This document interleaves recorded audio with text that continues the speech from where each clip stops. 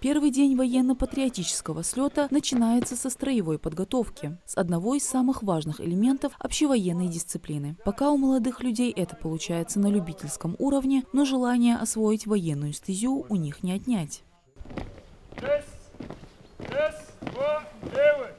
Молодежный военно-патриотический слет «Авангард» собрал ребят предпризывного возраста от 14 до 17 лет, среди которых учащиеся школ и колледжей республики. Он направлен на формирование у детей региона чувства верности конституционному и воинскому долгу в условиях мирного и военного времени.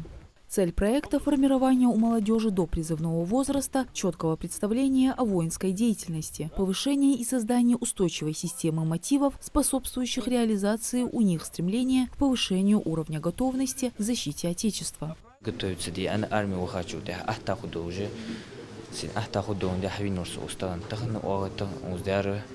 строй дисциплине. Ирин хагутер зарядкер дисциплине, но подготовки к атаку уже армии. Так, метание гранат, задачу отдают. Навыки участников военно-патриотического слета оценивают и специалисты регионального МЧС. Они также рассказывали ребятам о важности умения оказывать доврачебную помощь. Привели несколько примеров и ситуаций, с которыми наверняка им придется столкнуться в жизни.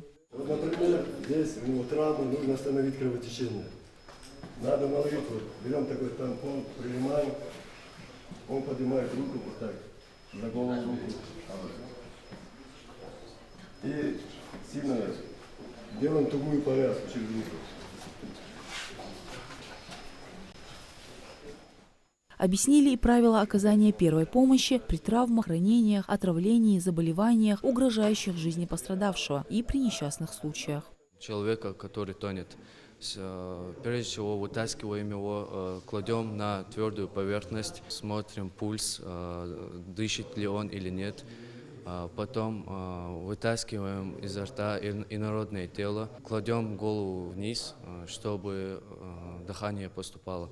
Проект для молодежи «Авангард» реализуется по программе «Регион для молодых». Военно-патриотический слет продлится 5 дней. За это время молодые люди выучат базовые навыки солдата.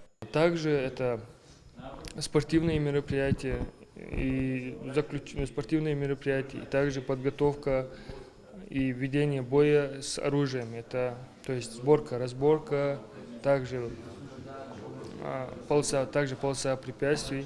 По итогу военно-патриотического слета, помимо обучения азам военной службы, каждый участник получит сертификат молодого бойца. Мадина Цора, Мавлад Гирея Хильгов, Магаз 24.